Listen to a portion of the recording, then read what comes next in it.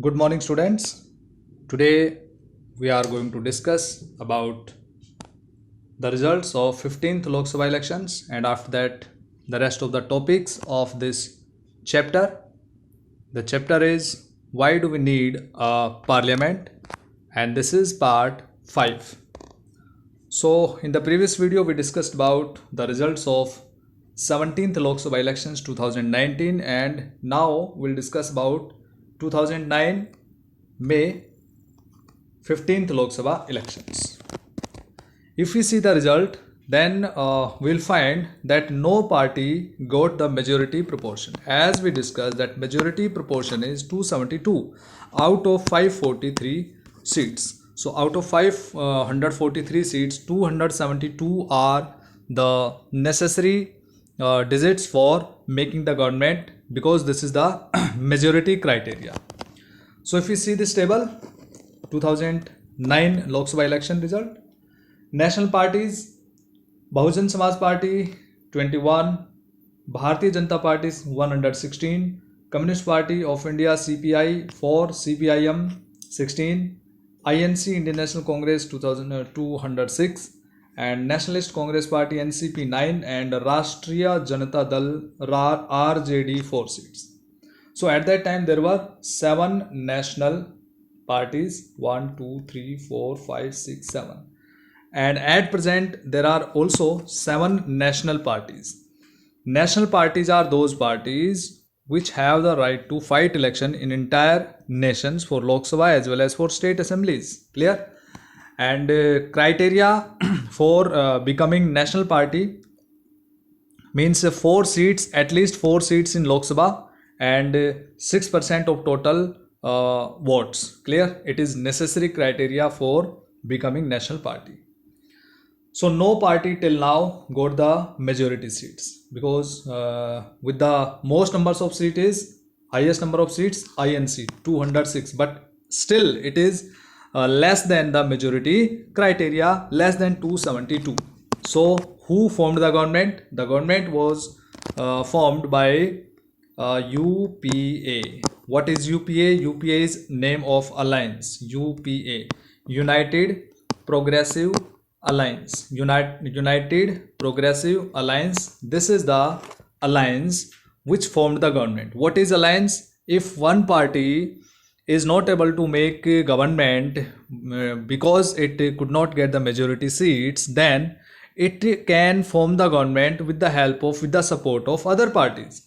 For example, Indian National Congress got the support of other parties, state parties and some national parties, and it formed an alliance that was known as UPA. So this was coalition government. So what is coalition government?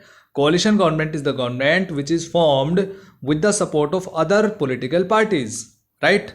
As the single party could not get the majority seats. It's very simple.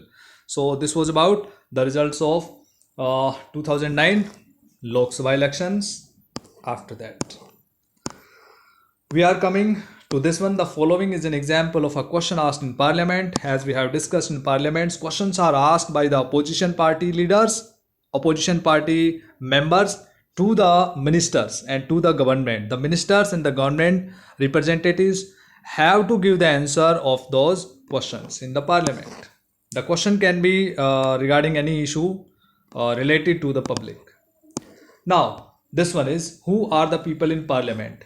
The people in parliament are the representatives of the people. The representatives of the people.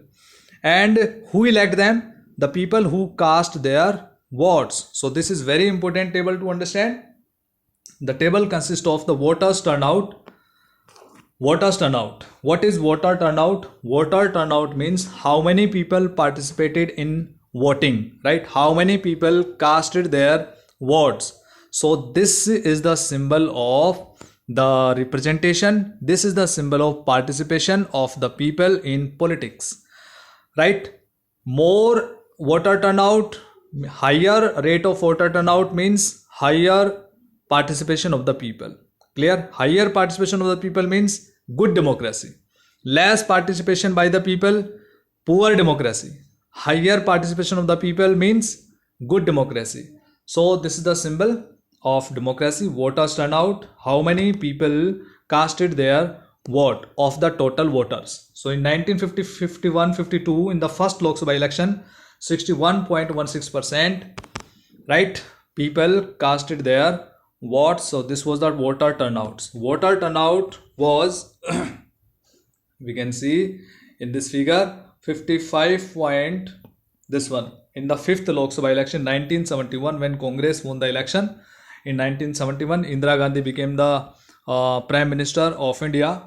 55.29% was the voter turnout, and it was least voter turnout till now. And here in 17th Lok Sabha election 2019, highest voter turnout ever in Lok Sabha elections in India, 67.11%. This is the voters turnout. Come to the next topic, glossary.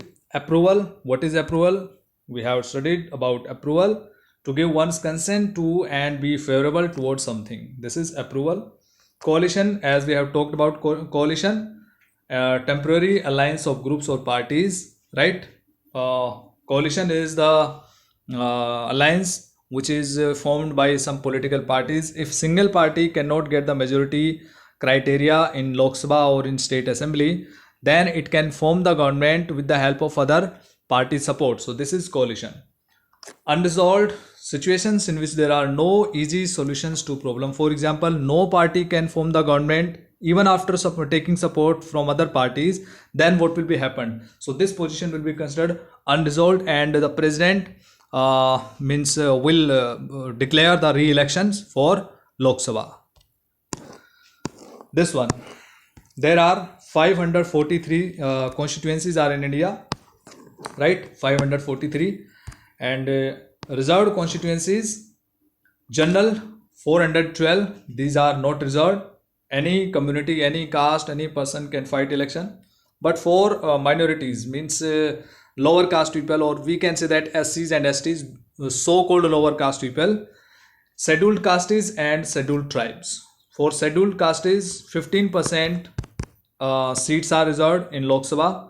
For scheduled tribes, 47 seats are reserved, 7.5%. Clear? So you have to remember the percentage also. For SCs 15%, for STs 7.5%. In number of seats, SCs 84 seats, for STs 47 seats. There is no reservation for women. For fighting election for Lok Sabha, minimum age is 25 years. To fight election of MP, 25 years. Clear? Now, this is very important. Here, state government, central government.